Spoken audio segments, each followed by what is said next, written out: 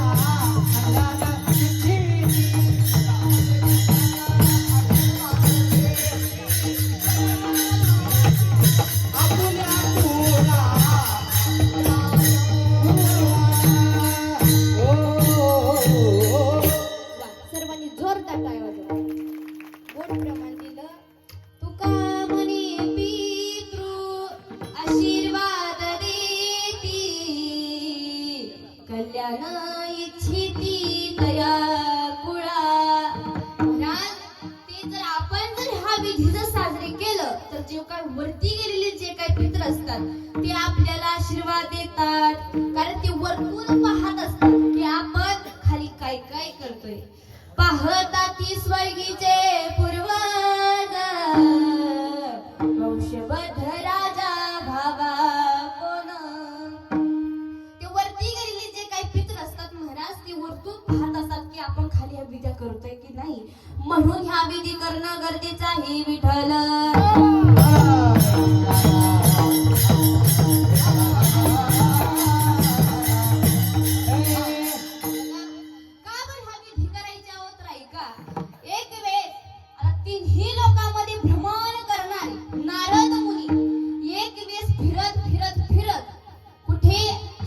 लोकांमध्ये आले आणि तिथे आल्याच्या नंतर नारद मुनींची आणि पंडूराजाची भेट झाली। मग त्या ठिकाणी पंडूराजा म्हणले, अहो नारद मुनी कसं काय स्वर्ग लोकांमध्ये? नारद मुनी म्हणले, अहो तिन्ही लोकांमध्ये भ्रमण करता करता मी सहज कुठे स्वर्ग लोकांमध्ये आलो। म्हणले हे बघा नारद मुनी, तुम्ही स्वर्ग लोकांमध्ये आलात ना, तसं बघा चांगलं झालं, म्हणले तुम्हाला भेटून आनंद झाला। पण नारद मुनी म्हणले, अहो पंडूराजा स्वर्ग लोकांमध्ये आलो ना, पण हे बघा ऐका, म्हणला तुम्हाला स्वर्ग लोकांमध्ये फारच चांगली जागा मिळाली ना। आता बघा माणसाला जे काही स्थान असतं माणूस त्याच्यावर खुश असतो का? हो अजिबात नसतो। ते प्रत्येकाला वाटतं की आपल्याला याच्यापेक्षा चांगलं स्थान मिळावं। त्याचप्रमाणे पंडूराजा म्हणाला की नारद मुनी, अहो तुम्ही चांगलं स्थान मिळालं म्हणताय ना, हे बघा ऐका, म्हणला मला जर याच्यापेक्षा जर चांगलं स्थान मिळायचं असेल तर ना भूतो ना भविष्याचा यज्ञ करावा लागेल। नारद मुनी तुम्ही आलात ना, हे बघा ऐका, म्हणला माझे काम आहे, म्हणला तुम्ही मृत्यू लोकांमध्ये जा। आता नारद मुनी कुठे आले होते? स्वर्ग लोकांमध्ये। आता पंडूराजा म्हणजे कोण होते? हो कोणाचे वडील होते? पांडवांचे वडील म्हणजे पंडूराजा होते दादा। बघा त्या ठिकाणी पंडूराजाने मृत्यू लोकामध्ये जा आणि माझा सर्वात मोठा मुलगा कोण आहे? धर्मराजा. त्या धर्मराजाकडे जाऊन तुम्ही त्या धर्मराजाला सांगा की तुझ्या वडिलांना जर चांगलं मोक्ष प्राप्त व्हायचं असेल, तुझ्या वडिलांना जर चांगली गती प्राप्त व्हायची असेल तर ना भूतो ना भविष्याचा यज्ञ कर, असं जाऊन तुम्ही धर्मराजाला सांगा. मग नारद मुनी महाराज त्या ठिकाणी स्वर्ग लोकातून मृत्यू लोकामध्ये आले आणि तिथे आल्याच्या नंतर पांडवांच्या दारासमोर गेली आणि त्या ठिकाणी नारायणाचा गजर करू लागली. नारायण हरी उच्चार नामाचा, तेथे कळी काळाचा रिघ नाही. आपण देखील नारायणाचं भजन केलं पाहिजे दादा. त्याचप्रमाणे नारद मुनी सतत नारायण नारायण नामस्मरण करायचे. पांडवांना वाटलं अरे नारायणाचा गजर होतोय म्हणजे नक्कीच कोण आले असणार आहे? नारद मुनी. म्हणजे आता नारद मुनी म्हणल्याच्या नंतर आपल्याकडे काही ना काही काम असणार. मग त्या ठिकाणी त्या पांडवांनी दार आपलं उघडलं आणि उघडल्याच्या नंतर खरंच तर नारद मुनीच होते. नारद मुनींना आत बोलावलं. आत बोलावल्याच्या नंतर नारद मुनींना बसायला जागा दिली. नारद मुनी खाली बसले. बसल्याच्या नंतर म्हणले नारद मुनी तुमचं आमच्या घरी येणं कसं काय? सांगा म्हणले काय काम आहे? आता नारद मुनी म्हणले अगो ऐका म्हणले, असंच तिन्ही लोकांमध्ये भ्रमण करता करता मी एकदा स्वर्ग लोकामध्ये गेलो आणि तिथे गेल्याच्या नंतर तुमचे वडील पंडू राजा यांची गाठ पडली. पंडू राजाने सांगितलं की माझा सर्वात मोठा मुलगा कोण आहे? धर्मराजा. त्याला जाऊन सांगा की ना भूतो ना भविष्याचा यज्ञ कर, मग त्यावेळेस मला चांगली मुक्ती प्राप्त होईल. विठ्ठल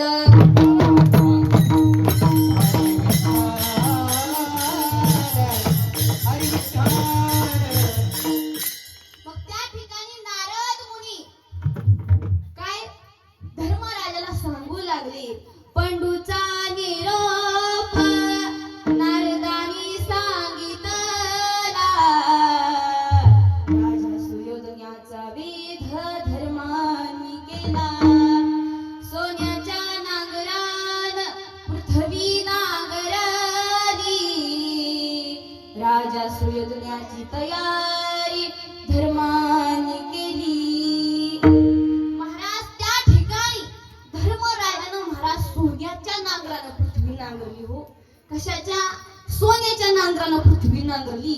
आता मग मला सांगा सोन्याच्या नांगरानं पृथ्वी नांगरली ही काय साधा यज्ञ असेल का? हो साधा यज्ञ असेल का? बघा सोन्याच्या नांगरानं पृथ्वी नांगरली. दिवसभर सोन्याच्या नांगरानं पृथ्वी नांगरायची आणि सायंकाळच्या वेळेला 1,00,000 ब्राह्मण जीव घालायची. किती? 1,00,000 ब्राह्मण जीव घालायचे. या सर्व विधी ज्यावेळेस खाली धर्मराजा करायचे त्यावेळेस स्वर्गामध्ये घंटा वाजायची आणि पंडू राजा एक पायरीने वरती चढायचे. त्यांना चांगलं मोक्ष प्राप्त व्हायचं महाराज. पण कधी? हो ज्यावेळेस पंडू राजाच्या मुलानं खाली हा विधी केला महाराज त्यावेळेस. म्हणून आपल्याला हे विधी करणं गरजेचं आहे. विठ्ठल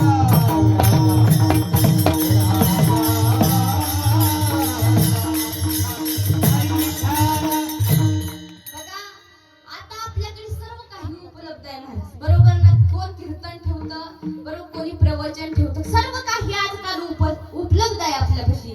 पण पूर्वीचा काळ असा होता महाराज, ज्यावेळेस माझे माऊली ज्ञानोबा आहे पैठणला न्याय मागण्यासाठी गेले त्यावेळेस त्या पैठणच्या लोकांनी माऊलींना न्याय दिला का? हो दिला का?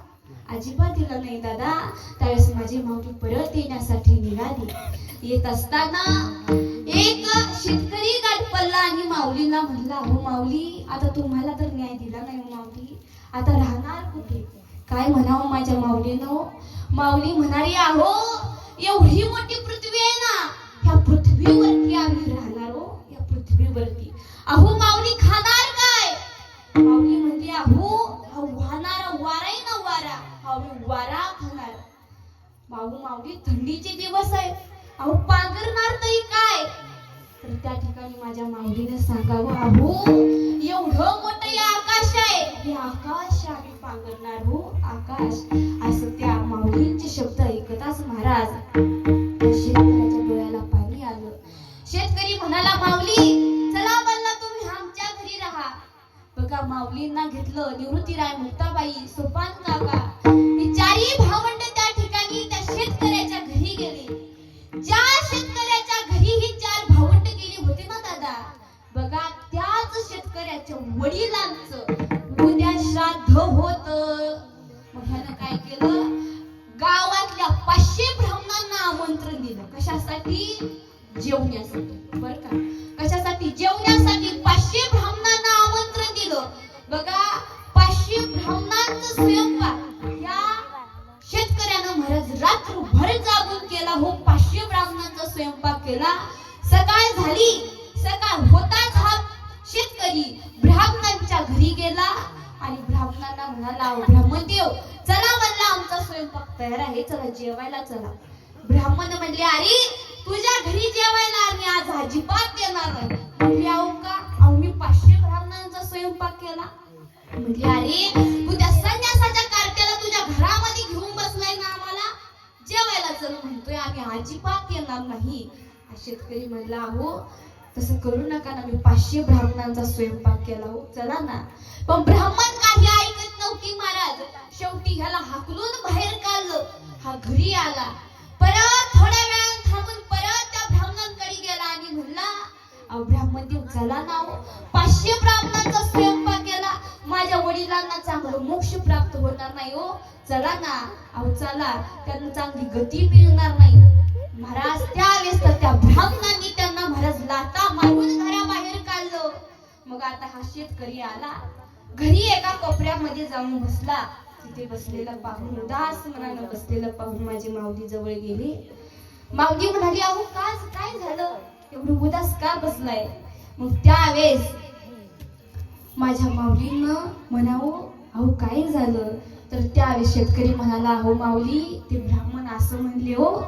माऊली म्हणले, अहो ते पैठणचे ब्राह्मण तुमच्या घरी जेवायला येत नाही. हे बघा ऐका म्हणले, तुम्हाला लाथा देऊन त्यांनी बाहेर काढलं. हे बघा ऐका, एवढ्या वेळेस तुम्ही त्या पैठणच्या ब्राह्मणांकडे जा आणि त्यांना म्हणा गुपचूप जेवायला यायचंय का नाही.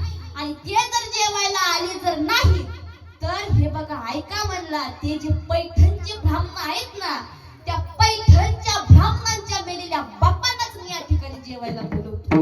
एवढी माऊली ज्ञानोबरायांची ताकद होती हो. त्या ठिकाणी हा शेतकरी परत त्या ब्राह्मणांकडे गेला आणि ब्राह्मणांना म्हणाला, अहो ब्राह्मणदेव चला ना हो जेवायला. ब्राह्मणांनी महाराज परत ह्याला हाणून घराबाहेर काढलं. आल्याच्या नंतर माऊली म्हणले, आले नाहीत का ते पैठणचे ब्राह्मण? हा शेतकरी म्हणला, नाही हो माऊली नाही आले. म्हणले, माऊली मग बोलवायचं का त्या पैठणच्या ब्राह्मणांच्या मेलेल्या बापांना? हा म्हणला, हो माऊली बोलवा ना. महाराज हसत म्हणला, माऊली बोलवा ना. ह्याला पण आनंद झाला. माऊलीने काय केलं दादा, त्या शेतकऱ्याचा एक हात धरला आणि एक हात हा स्वर्गाकडे केला. आणि स्वर्गाकडे हात केल्याच्या नंतर माऊलीने सांगितलं, आणि पैठणच्या मेलेल्या ब्राह्मणांनो तुम्ही या शेतकऱ्याच्या घरी जेवायला या. असं म्हणताच महाराज ते ब्राह्मणावरची त्या ठिकाणी जेवायला आले हो. काय माऊली ज्ञानोबराची ताकद होती. माऊलीने काय केलं, त्या वाड्याचं दार लावून घेतलं, सर्वांना पंक्तीत बसवलं. वाड्याला कोण कोण होते? निवृत्तीराय, मुक्ताबाई, सोपान काका आणि माझे माऊली ज्ञानोबा. त्या ब्राह्मणांना जेवायला बसवलं आणि माऊली म्हणली, अहो पुंडलिक वरदा तरी म्हणा. सर्वांनी गजर केला महाराज. आता त्याच्यामधला एक मित्र होता महाराज, त्याला जाऊन फक्त 1.5 महिना झाला होता. किती? फक्त 1.5 महिना झाला होता. मला हे माऊलीने एक युक्ती सुचवली. आता पुंडलिक वरदेचा गजर केल्याच्या नंतर महाराज आता 500 ब्राह्मणांचा काही आवाज छोटा असणार आहे का? पूर्ण गावात गेला ना. पूर्ण गावात गेल्याच्या नंतर प्रत्येक ब्राह्मणांना वाटू लागला, अरे सर्वच गेले, मी एकटाच राहिलो. ह्यानी मला असं कसं फसवलं. म्हणून महाराज असं करता करता ते 500च्या 500 ब्राह्मण त्या दाराच्या समोर येऊन उभारले हो. आणि माऊलींना कळालं की आता ती दाराच्या समोर येऊन उभारले. मग माऊलीने ते काय 1.5 महिना जाऊन ज्या पित्राला झालं होतं त्या पित्राला माऊलीने श्लोक म्हणायला सांगितला. आता ते काय पित्र होतं ते महाराज स्तोत्र होतं बरं का, आणि त्याचा श्लोक संपूर्ण गावाला पाठ होता. त्यानं श्लोक जसा म्हणला त्याचा मुलगा बाहेर उभा होता. म्हणला अरे अरे अरे हा तर माझाच बाप आहे. म्हणला काय माझाच बाप आहे. म्हणला शेजारचा पण म्हणला अरे खरंच की रे तुझाच बाप आहे. म्हणला चला पाहू तर. म्हणला माझा बाप कसा काय श्लोक म्हणतोय. ह्यानं महाराज एक शिडी आली. पहिले घराला काय असायचं पाहण्यासाठी हो सोबन, बरोबर ना, सोबन असायचं. मग त्याला शिडी लावली आणि त्याच्यातून आत डोकावून माऊलीने पाहिलं. माऊली त्या ठिकाणी तिथून आत डोकावून त्या ब्राह्मणानं पाहिलं आणि ब्राह्मणानं पाहताच ओरडला. म्हणला अरे अरे अरे हा तर माझा बाप नाही तुमच्या सर्वांचाच बाप आहे. असं म्हणता दादा आता सगळेच ब्राह्मण शिडीवर चढायला लागले ना. असं एक एक करता शिडी काय महाराज सगळी शिडी भरली. शिडी तुटून गेली. पण ह्यांना काय ह्यांचे बाप दिसले नाहीत. विठ्ठल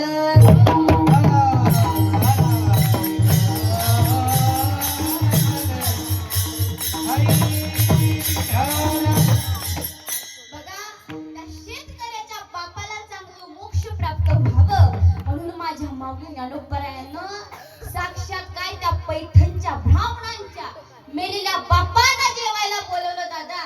मग आपल्याकडे तर एवढं सर्व काही उपस्थित आहे म्हणून ह्या विधी करणं आपण देखील गरजेचं आहे. आणि त्याचप्रमाणे या ठिकाणी या कुटुंबानं सुंदर या ठिकाणी कार्यक्रमाचं आयोजन नियोजन केले दादा. नक्कीच त्यांना वरती गेल्याच्या नंतर मोक्ष प्राप्त झाल्याशिवाय राहणार नाही. कारण ऐका आज त्यांच्या कुटुंबाला आठवत असेल त्यांनी कार्यक्रम का साजरी केला हो, कारण ज्या मातेनं 9 महिने 9 दिवस आपल्याला आपल्या पोटामध्ये वागवलं महाराज त्या मातेसाठी एवढं तरी करणं गरजेचं आहे. म्हणून त्यांनी या ठिकाणी सुंदर या ठिकाणी कार्यक्रम आयोजन केला. कारण आईनं लहानापासून मोठं केलेलं असतं. कारण ती आई आपल्या लेकराचं हित पाहत असते. हे अभंगाच्या प्रथम चरणात लेकराचे हित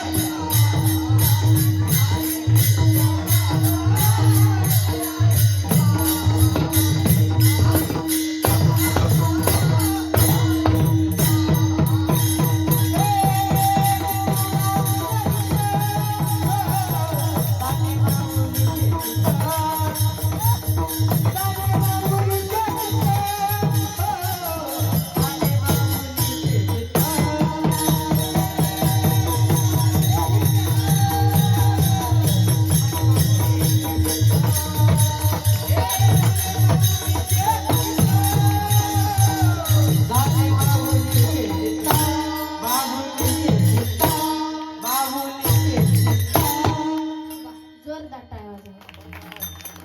सुंदर गाणी गायली.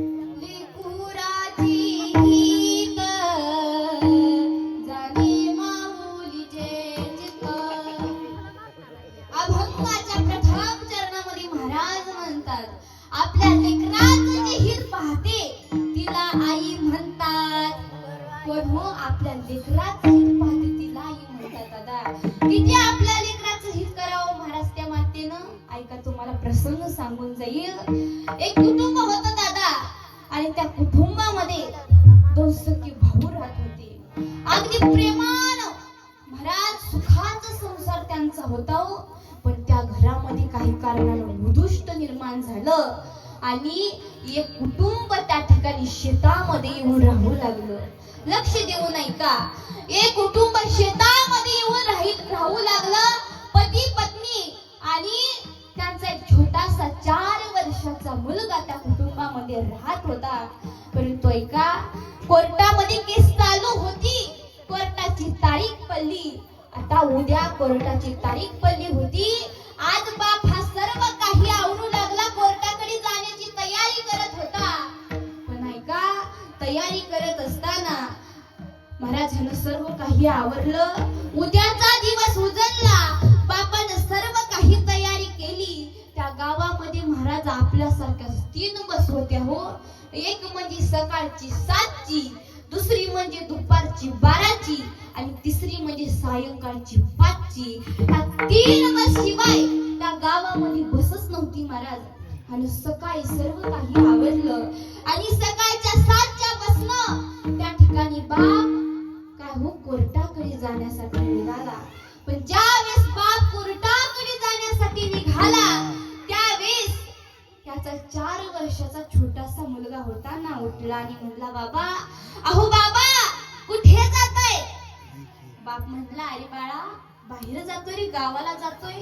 अहो बाबा ऐका ना, गावाला जातोय का बाबा? हे बघा बाबा, शेजारचा रामू आहे ना बाबा, बघा ना बाबा त्या रामूकडे बघा बाबा, मोठं ट्रॅक्टर आहे हो बाबा. बघा ना बाबा त्या शेजारच्या रामूकडे मोठी जेसीबी आहे हो बाबा. मला पण येताना ट्रॅक्टर जेसीबी आणा ना बाबा. बापानं महाराज त्या मुलाच्या डोक्यावरून हात फिरवला आणि बाप म्हणला, हो रे बाळा, मी तुला ट्रॅक्टर आणतो, जेसीबी आणतो. मुलगा म्हणला, बाबा जर त्यावेळेस तुम्ही असंच म्हणतात, आता ह्या वेळेस जर आणलं नाही तर बघा म्हणला बाबा, मी तुम्ही येईपर्यंत जेवणारच नाही, असं सांगितलं महाराज. बाप म्हणला, ठीक आहे बाळा, मी तुला आणतो. मग बाप त्या ठिकाणी महाराज सकाळच्या 7च्या बसनं कोर्टाच्या कामासाठी निघून गेला. बघा गावातली सकाळची शेवटची कितीची बस होती हो? सायंकाळची 5ची बस होती. परंतु ह्याच्या दुर्दैवानं त्या ठिकाणी ह्याला कोर्टाचं काम पार पाडायला किती वाजली? सायंकाळचे 6 वाजले महाराज. गावातली 5ची बस निघून गेली होती. पावसाळ्याचे दिवस होते. त्यानं महाराज बाहेर छत्री काढली आणि आपल्या मुलासाठी काहीतरी घेण्यासाठी खेळण्याचं दुकान शोधू लागला. बघा बघता बघता त्याला एक खेळण्याचं दुकान सापडलं. तिथे गेला आणि आपल्या मुलांसाठी ट्रॅक्टर घेतलं, जेसीबी घेतली आणि असं त्याचं नशीब की त्या ठिकाणी 10 रुपये 10 रुपये 10 रुपये असा आवाज आला. आवाजाच्या दिशेने हा निघाला महाराज. निघता निघता ह्याला कळालं की एक आपल्या गावाकडे जाणारी काय आहे जीप आहे. त्या जीप मध्ये आपण जाऊ. महाराज जीप मध्ये जाऊन बसला. जाऊन बसल्याच्या नंतर ती जीप निघू लागली. सायंकाळची 7 वाजली होती. ती जीप निघू लागली. पण महाराज दुर्दैव असं झालं की जाता जाता ती जीप होती ती डोंगराळ भाग होता, खाली कोसळली हो महाराज. आणि बाप त्या ठिकाणी तिथेच गतप्राण झाला. आता ॲम्ब्युलन्स आली. त्या बापाला घेतलं आणि घरासमोर ॲम्ब्युलन्स आली. ज्यावेळेस पत्नीने हे सर्व दृश्य पाहिलं ना, त्यावेळेस ती पत्नी रडू लागली. महाराज म्हणली, अहो आता जगायचं तरी कशासाठी? आपला नवरा गेला, आता आपल्याला आधार देणारा कोण आहे? अहो मुलगा होता. वडिलांचं तोंड पाहिलं मुलानं. मुलगा जवळ गेला आणि म्हणला, बाबा, अहो बाबा उठा ना बाबा, आणली नाही का तुम्ही जेसीबी बाबा? ट्रॅक्टर आणलं नाही का? अहो त्या बापाच्या नाकामध्ये जे काही कापूस होता ना, तो कापूस वळू लागला. म्हणला, बाबा उठा ना बाबा, मी सकाळपासून जेवलो नाही हो बाबा, उठा ना, मला ट्रॅक्टर द्या ना बाबा. पण महाराज बाप काही उठणारा होता का हो? त्या ठिकाणी तो मुलगा म्हणला, गाई बाबा का उठत नाहीत ग? त्या ठिकाणी त्या मातीने सांगितलं, अरे बाळा, आता तुझे बाबा देवा घरी गेले रे बाबा. देवावर गेले. अहो काय हो, छोटासा 4 वर्षाचा मुलगा होता. त्या मुलाला उत्तर काय देव? अरे उत्तर काय देव म्हणला? अगं आई, बाबांचं तर घरी हे आपलं आहे ना. बाबा देवाच्या घरी का गेली गाई? का गेली आई? बाबांचं तर घरी आपलं आहे ना. महाराज कसं बस करून त्या मुलाला समजावलं हो. मुलगा तेच रडून रडून तिथे झोपी गेला. अहो सगळी प्रेत यात्रा निघाली, सर्व काही झालं. रात्री सायंकाळची 11ची वेळ होती. घरामध्ये दिवा मिणमिण करत होता आणि त्या दिव्याकडे पाहून त्या मातेनं म्हणावं, अरे आता नवरा तरी गेला, आपल्या मुलाकडे पाहिला आणि तिने विचार केला, अरे आता आपला मुलगा तरी आहे, याला तरी काहीतरी शिकवलं पाहिजे. महाराज दुसऱ्याच दिवशी त्या मातेनं काय केलं महाराज, त्या मुलाला धरून बालवाडीमध्ये नेऊन बसवलं आणि 3-4 घरची धुणं भांडे करू लागली. बघता बघता मुलगा 6 वर्षाचा झाला. आता ती माता दुसऱ्याच्या बांधाने काम करू लागली हो. 200 रुपये रोजानं त्या ठिकाणी काम करू लागली. बघा बघता बघता मुलगा 16 वर्षाचा झाला. मुलगा म्हणला, अगं आई, आता मी शिकणार नाही का आई? तू एवढं कष्ट करते आई, मी तुझ्यासाठी काहीतरी करेन ग, तुझ्या कामामध्ये मी मदत करेन. लहानपणापासून एवढं प्रेमानं वागवलेल्या मातेनं महाराज त्या ठिकाणी त्याला महाराज कानपाडीत लावून दिली आणि सांगितले, अरे काय रे, तुला एवढं कशासाठी शिकवते, एवढं कष्ट कशासाठी करते? हे बघ ऐक ना म्हणली, ज्यावेळेस तू 4 वर्षाचा होतास ना, त्यावेळेस तुला भला मोठा ताप आला होता आणि आई आम्हाला रात्री 2ची पाण्याची लाईट होती. शेतामध्ये आम्हाला पाणी द्यायला जावं लागायचं. मग तुला एकट्याला ठेवायचं कुठं? म्हणून आम्ही तुला ही घेऊन जायचो आणि तिथे एका झाडाला झोका बांधायचो आणि त्याच्यामध्ये तुला झोपवायचो रे. आणि मी तुझ्या बाबांना म्हणलं का हो, आपण असाच त्रास सहन करायचा का? तर तुझ्या बाबांनी सांगितलं, अगं असं का म्हणते, आपला मुलगा जो आहे तो मोठा शिकून डॉक्टर होईल, इंजिनियर होईल, मोठा अधिकारी होईल असं म्हणली. आणि त्या ठिकाणी माता म्हणली, तू काय म्हणतो की शिकायचं नाही? अहो कीर्तनामध्ये सांगायला, चित्रपटामध्ये दाखवायला, प्रवचनामध्ये ऐकायला हे सोपं आहे महाराज. की स्पर्धा परीक्षांसाठी पैसे लागत नाही, पण महाराज 4-4 लाख रुपये जातात हो. तो मुलगा म्हणला, का एवढे पैसे भरायचे कुठून? आई म्हणली, अरे बाळा पैशापायी म्हणतोय ना तू? हे बघ ऐक म्हणली, आजपर्यंत मी तुझ्या मामाचा उमरा देखील चालला नाही, पण आज ऐक म्हणली, मी आज तुझ्या मामाकडे जाईन आणि हक्कानं 4 लाख रुपये घेऊन येईल. हे बघ ऐक म्हणली, 2 दिवस घराकडे लक्ष ठेव, मी तुझ्या मामाकडे जाऊन आली. असं म्हणल्याच्या नंतर दादा ती माता जी आहे ती कुठे गेली? तिच्या भावाकडे गेली. आणि बघा त्या भावानं महाराज काय केलं ऐका, 1 दिवस झाला माता काही घरला येत नव्हती. दुसरा दिवस उजळला, माता काही घरला आली नाही. सायंकाळची ही बस निघून गेली, माता काही घरला येत नव्हती. शेवटी 3रा दिवस उजळला महाराज आणि मुलगा वाट पाहू लागला, आता आई कधी येईल. दुपारची 12ची वेळ झाली होती. सर्व त्या बस मधली गृहस्थ महाराज खाली उतरले आणि एक पाऊल दमान हळूवार टाकत ती माता खाली उतरली आणि म्हणली, हे बघ बाळा धर म्हणली, 4 लाख रुपये घे म्हणली. हे बघ धर म्हणली, 4 लाख रुपये घे. मुलगा म्हणला, अगं आई 1 दिवस का उशिरा आली गाई, चल नाही घरात.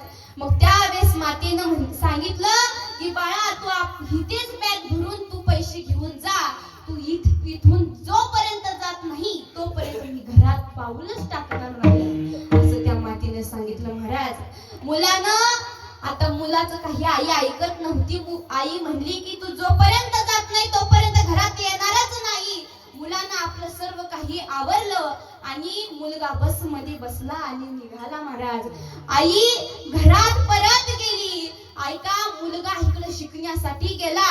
4-5 वर्षाचा काळ लोटून गेला. गेल्याच्या नंतर मुलगा आपल्या आईच्या कष्टाची जाणीव ठेवून महाराज आपल्या परिस्थितीची जाणीव ठेवून मुलानं महाराज एक मोठा अधिकारी झाला. मोठमोठ्या गावामध्ये त्याला व्याख्यानासाठी बोलावून जाऊ लागलं. झालं. ऐका, त्या ठिकाणी तो मुलगा व्याख्यानासाठी जाऊ लागला आणि सांगू लागला की माझी आई काय होती, माझ्या आईने मला घडवण्यासाठी किती कष्ट घेतलं. आणि एके दिवशी त्याला अशीच आठवण झाली, अरे मी आईचं एवढं सांगतोय पण मला आईने शिकवण्यासाठी कोणाचं कर्ज काढलंय, जाऊन बघावं आणि फेडावं. तर ह्या आशेनं महाराज मुलानं आपली गाडी घेतली, ड्रायव्हर सोबत घेतला आणि घरासमोर आला. आईला म्हणला, अगं आई, अधिकारी झालो ग आई. आईच्या डोळ्यामध्ये अश्रू आले महाराज, अश्रू आली. बघा, मुलाला घरामध्ये बोलवलं. आई म्हणली, अरे बाळा, आलास ना रे तू, खूप वर्ष झालं तू इथून गेला होतास. मुलगा म्हणला, अगं आई, हे बघ ऐक नाही, कोणाचं आपल्यावरती ऋण झाले गाई, आज सांग. म्हणला, आता माझ्याकडे भरपूर पैसा आलाय गाई, आता मी सर्वांचं ऋण फेडून टाकतो. पण त्या मातेनं काय उत्तर देव, अरे बाळा, 200 रुपये रोजानं दररोज कामाला जाते, असं करता करता मी सर्वांचं ऋण फेडलं रे बाळा, सर्वांचं ऋण फेडलं, आता माझ्यावर कुणाचं ऋण नाही. त्यावेळेस तो मुलगा म्हणाला, अगं आई, तू किती नशीबवान आहेस गाई, आपली एवढी गरीब परिस्थिती असून तुझ्यावरती कोणाचं ऋण नाही. पण आई ऐक ना, मी किती कम नशिबी आहे की एवढा अधिकारी असून माझ्यावरती तुझं एवढं ऋण झालंय, कसं फेडू मला कळत नाही. मग त्यावेळेस आईने सांगितलं, बाळा, तुला या ऋणातून मुक्त व्हायचंय ना, हे बघ ऐक म्हणली, आजची रात्र फक्त माझ्यापाशी राहते बाळा, एवढंच त्या मातेनं सांगितलं. मुलगा म्हणला, आई फक्त एवढंच. बरं आई, ठीक आहे म्हणला. आई ठीक आहे, मी आज रात्री इथेच थांबतो. ड्रायव्हरला घेतलं महाराज, मुलगा आई त्या ठिकाणीच राहिले. रात्री 12ची वेळ झाली. आईनं हाक मारली, अरे बाळा उठ रे बाळा, हे बघ फार आभाळ आले रे बाळा, मला दम्याचा त्रास आहे रे बाळा. बाळा ऐक ना, त्या भिंतीवरची तेवढी गोळी आण रे. मुलगा उठला. आईच्या ऋणामधून मुक्त व्हायचं होतं महाराज. मुलानं उठावं, तिथली गोळी आणावी, आईला द्यावी. परत मुलगा झोपी गेला. परत 2 तासाचा काळ निघून गेला. परत आईनं ओरडलं, अरे बाळा उठ रे बाळा, अरे उठ रे बाळा, हे बघ बाळा, अरे मला फार तहान लागली रे बाळा, माझा घसा कोरडा पडला रे बाळा, जरा मला तेवढं थोडंसं पाणी दे रे बाळा. अहो, तो मुलगा उठला आणि म्हणला, अगं आई, अगं मगाशी सांगावं का, मी दूध दिला असतो ना, पण आईच्या ऋणामधून मुक्त व्हायचं होतं. म्हणून त्या ठिकाणी त्या मुलानं महाराज जाऊन पाणी हे आणून दिलं. परत 2 तासाचा काळ निघून गेला. परत 2 तास झाल्याच्या नंतर आईने परत हाक मारली, अरे बाळा उठ रे बाळा, परत तहान लागली. मुलगा उठला महाराज, राग उठला आणि आईला म्हणाला, अगं आई, काय तू ही लावली 2-2 तासाला, पाणी दे, गोळी दे. हे बघ आई, मला सकाळी काय ड्युटीला जायचं आहे आई, अगं असं का करते. राग जाऊन महाराज त्या मुलानं पाण्याचा ग्लास आणला, आईकडे दिला. पण त्या मुलाचे शब्द असा ऐकत असत्या मातेचा थरथर कापू लागला.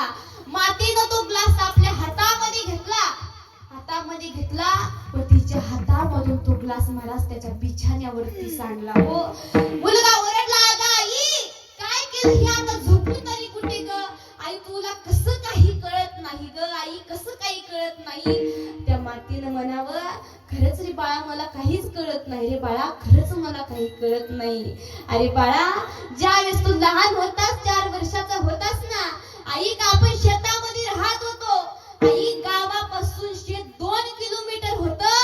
आई, तुला भला मोठा ताप आला होता रे बाळा, मला काही करमत नव्हतं, झोप येत नव्हती. म्हणून त्या रात्री आपल्याकडे काही गाडी वगैरे नव्हती, मी तुला माझ्या खांद्यावरती घेतलं, पाठीवरती घेतलं आणि तुला मी त्या 12च्या वेळेस रात्री मी तुला तेवढ्या अंधारात जाऊन गावामध्ये जाऊन डॉक्टरांकडे नेलं रे बाळा, डॉक्टरांकडे नेलं, मला खरंच काही कळत नाही.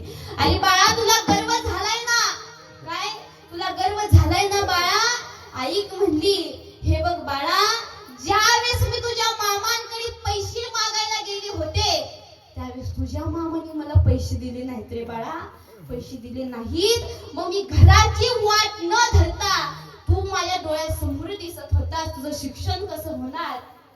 म्हणून मी घराची वाट न धरता दवाखान्याची वाट धरली आणि दवाखान्यामध्ये गेले आणि हे बघ बाळा, मी माझी एक किडनी 4 लाख रुपयाला विकली आणि ते 4 लाख रुपये आणून तुला दिले तरी बाळा, ते 4 लाख रुपये आणून तुला दिलेत बाळा. मला खरंच काही कळत नाही रे बाळा. म्हणून त्या ठिकाणी असं म्हणत महाराज त्या मातीनं त्या ठिकाणी आपला प्राण सोडला आणि आपला प्राण सोडल्याच्या नंतर महाराज मुलगा म्हणू लागला, अगं आई, मला तू आधी सांगावं का ग आई, तू माझ्यासाठी एवढं कष्ट घेतला आई, आई मला माफ कर ना गाई. आई का सोडून गेली का आई, मला का सोडून गेली. त्या ठिकाणी ती मुलगी रडू लागली महाराज. आणि त्या ठिकाणी तो मुलगा म्हणाला, अगं आई, ये ना गाई, परत ये ना आई, आता तुझ्यासोबत असं कधीच करणार नाही. मुलगा म्हणू लागला, कशाला गेली आई तू स्वर्गाला, हो कोण बघवेल तुझ्या या बाळाला,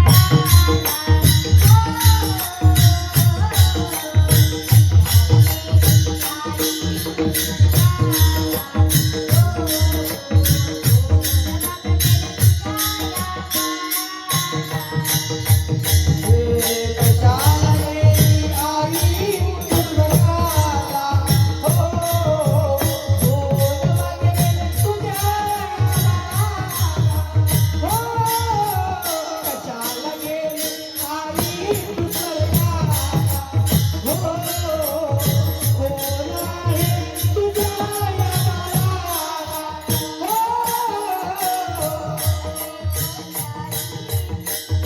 किती नावाच्या कितीला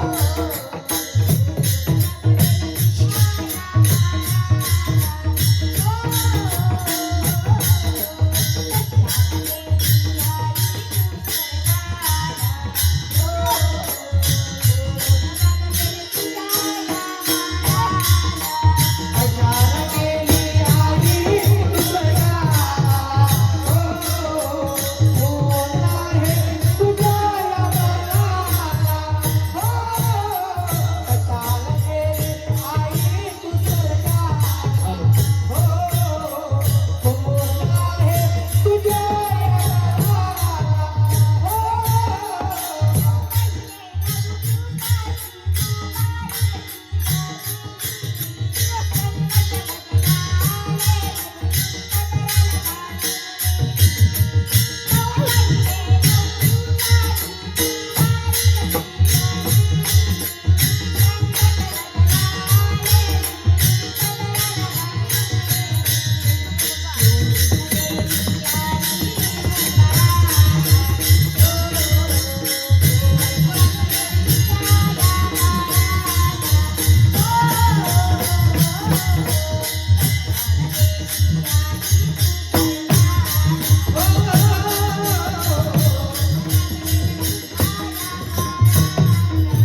कशाला गेली आई तू स्वर्गाला, हो कोण आहे तुझ्या बाळाला, हो.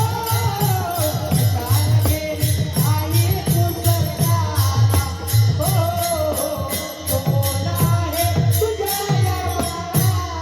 किती मास्तर आवाज किती आवाज आहे भैया.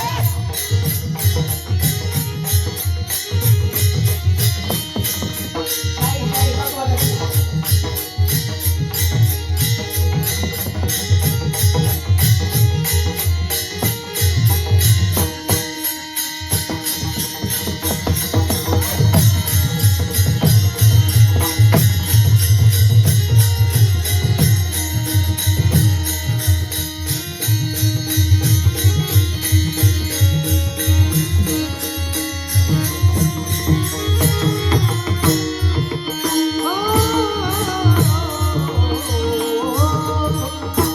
सर्वांनी जोरदार टाळ्या वाजवा. बघा महाराज, जोपर्यंत आई आहे ना तोपर्यंत महाराज आपण जपलं पाहिजे हो. गेल्याच्या नंतर महाराज परत रडून काही उपयोग नाही, परत ती आई परत येत नाही हो. म्हणून माणसाला असल्यानंतर आईची किंमत कळत नाही हो, पण गेल्याच्या नंतर महाराज नक्कीच कळाल्याशिवाय राहत नाही. कारण महाराज ती आई आपल्यासाठी काय करते तर महाराज ती आई आपल्या लेकराचं हित करत असते. कारण ती माता महाराज बघा त्या मुलानं एवढं कष्टानं मोठं केलं, एवढं अधिकारी केलं महाराज. कारण त्या मातीच्या अंतःकरणामध्ये काय होती हो, कळवळा होती. एवढी कळवळा होती, किती कळवळा होती हो. हे अभंगाच्या दुसऱ्या चरणात हो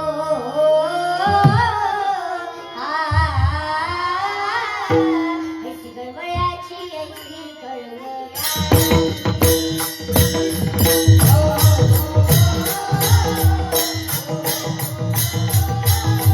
आईची कळवळाची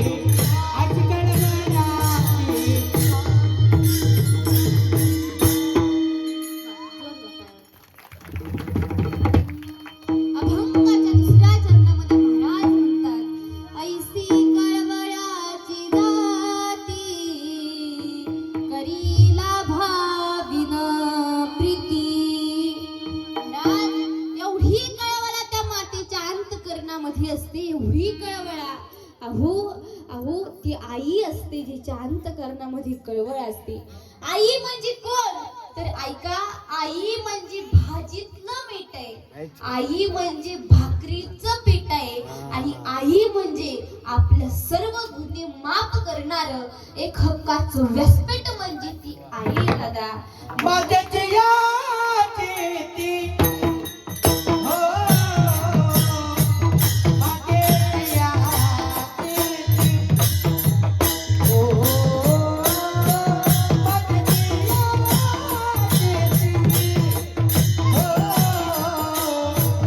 माझ्याची याची ती हो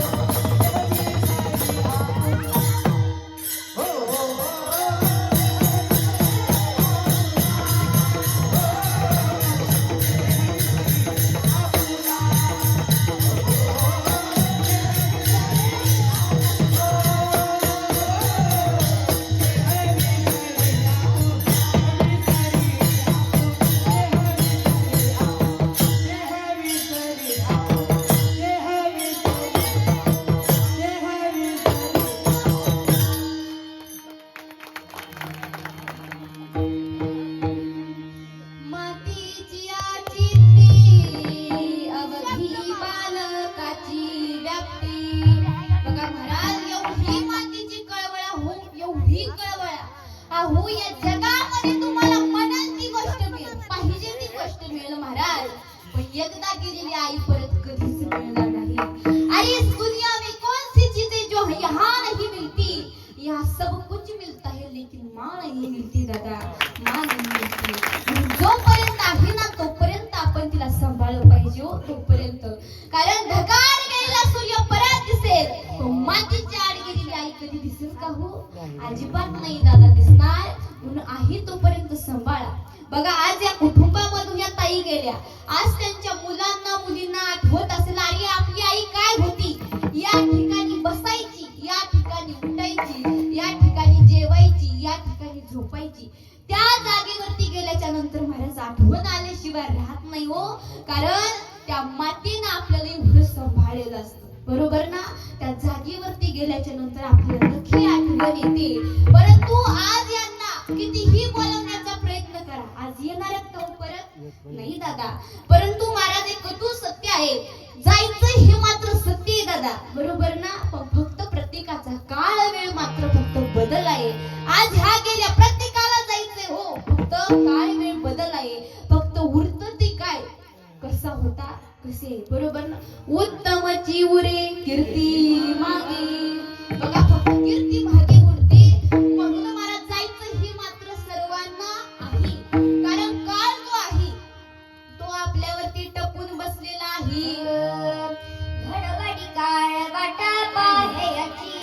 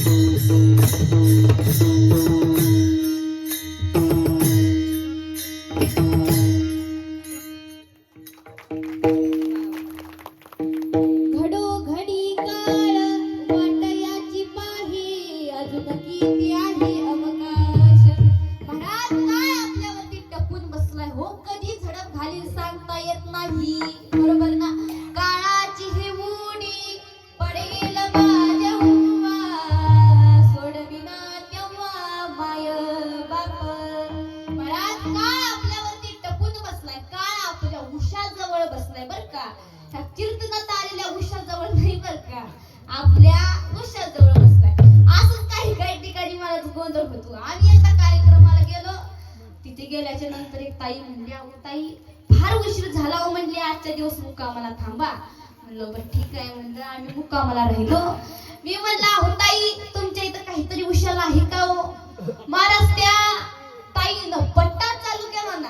अहो ताई काय सांगू म्हणली, आमच्या उशाला उशाचं लग्न होऊन 10 वर्ष झालं. 10 पण आजपर्यंत उशाला काहीच नाही हो. काहीतरी उपाय सांगा की. म्हणलं अहो ताई उशाला काहीतरी होईल पण डोक्याखाली घ्यायला काहीतरी उशाला द्या. अशी काही ठिकाणी फजिती होती बर का. तुमच्या जवळ काय नाही पैसला शेजारी काळ उशा आपल्या डोक्याच्या उशाजवळ काय बसलाय बर का. कधी आपल्यावरती घात करेल सांगता येत नाही. आपल्यावरती टपून बसलाय. ज्याप्रमाणे एखाद्या उंदरावरती एखादं मांजर कसं टपून बसतो ना त्याचप्रमाणे आपल्यावरती तसं पाहतो मंदिर घेऊन जाय बोका. पाहतो मंदिर घेऊन जाय बोका.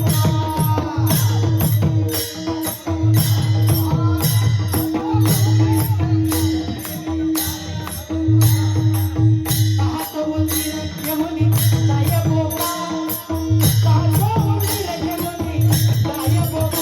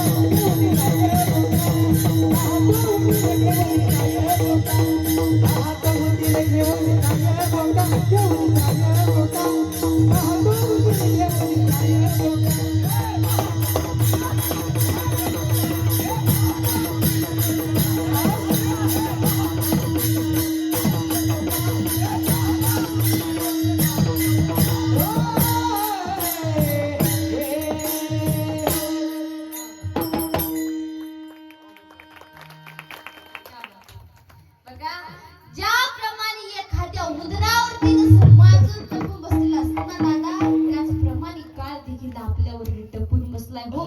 कधी झडप घालील सांगता येत नाही बरोबर ना. म्हणून जोपर्यंत आपल्याला हातात घेऊन दिलाय तोपर्यंत आपण ह्याचा महाराज सदुपयोग केला पाहिजे बरोबर ना. म्हणून आपण जोपर्यंत आपल्याला महाराज हा देह मिळालाय तोपर्यंत भगवंताचं भजन केलं पाहिजे. कारण ऐका प्रत्येकाला जायचं हे मात्र शक्य आहे. महाराज जायचंय प्रत्येकाला परंतु आपल्याला जाऊ वाटतं का हो.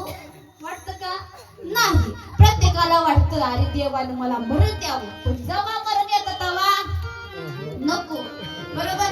कारण बघा एक गृहस्थ होता म्हणला आता संसारच करायचा नाही. फार कंटाळू म्हणला घेतला जेवणाचा डबा महाराज रेल्वेच्या रुळावर जाऊन बसला आणि गृहस्थाला म्हणला अरे रेल्वे काहीतरी दुखापत होईल उठ म्हणला. अरे म्हणला इथे मरण्यासाठी चालू आहे म्हणला. मग हा जेवणाचा डबा कशाला तर रेल्वेला उशीर झाला. रेल्वे जर चुकली तर मी काय उपाशी राहावं. आला कशाला होता हो मरायला बरोबर ना. म्हणजे प्रत्येकाला कोणाला मरू वाटत नाही. बघा एक बाई होती ती म्हणली दररोज नवरा दारू पिऊन येतो म्हणली कशाला जगायचं म्हणली. सगळी रात्री झोपी गेली विहिरीमध्ये प्राण त्याग करायला निघाली महाराज. जाता जाता एक बाई म्हणली आधी कसं त्या काही कुठे जाते म्हणली मरायला जाते. मग हातामध्ये कंदील कशाला तर ही चुकाटा रात होती कशाला हो मरायला बरोबर ना. म्हणजे कुणाला मरण नको आहे. आपण एवढं मरणाला भीतो महाराज पण आमचे संत महात्मे मात्र मरणाला कधीच भीत नाही हो. संत महात्म्यांकडे नुसतं मरणच राहिलो तर नुसतं संत महात्मे म्हणतात मरण माझे बरणी गेले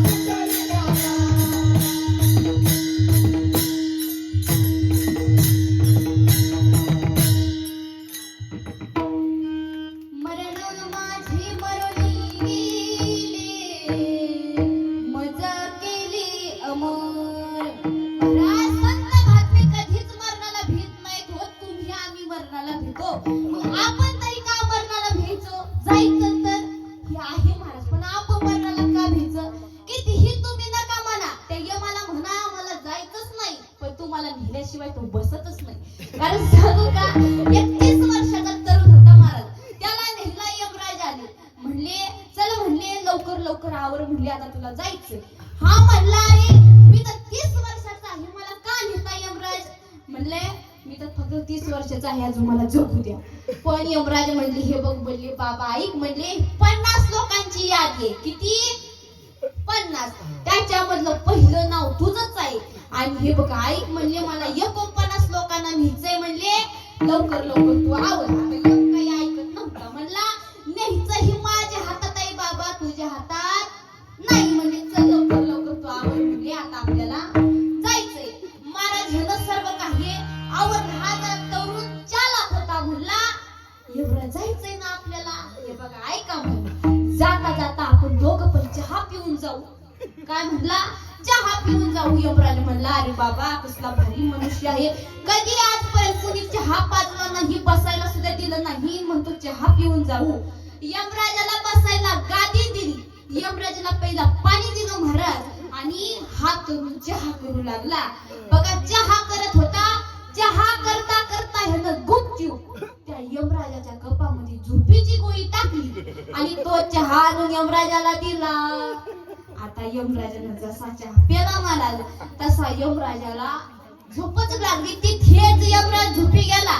त्याच्याकडची 50 लोकांची यादी होती ना, ती 50 लोकांची यादी घेतली आणि त्याच्यातलं सर्वात पहिलं नाव कोणाचं होतं? याचंच होतं. ह्याने 1 नंबरचं नाव खुड केलं आणि डायरेक्ट शेवटी टाकलं. कुठं? डायरेक्ट शेवटी टाकलं महाराज.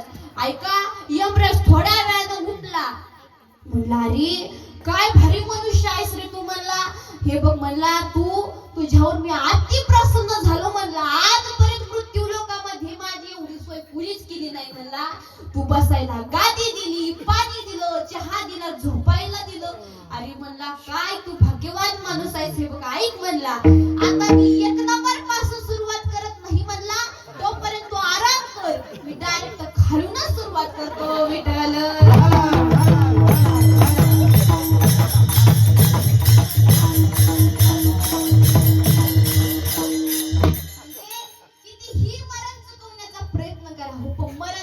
चुकत नाही. हे सपडे सभा सरकारी